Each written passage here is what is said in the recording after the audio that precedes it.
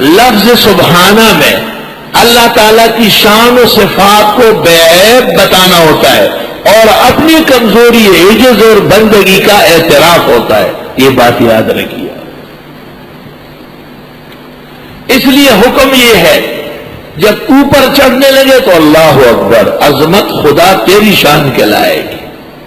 یہ سیڑھیاں چڑھنا، یہ عمارات، یہ بڑی جگہ، اس سے بڑی مخلوقات آپ کی سماوات موجود ہے. اللہ اکبر. سیکھ لو طالبہ، سیڑھیوں سے چڑھتے رہتے ہو، اور جب نیچے اترتے ہیں سبحان کا، سبحان اللہ، سبحان اللہ. کیوں؟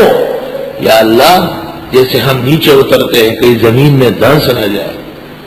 ہمارے اعمال کا تو یہ تقاضا ہے، ہمارے گناہ تو اتنے زیادہ ہیں.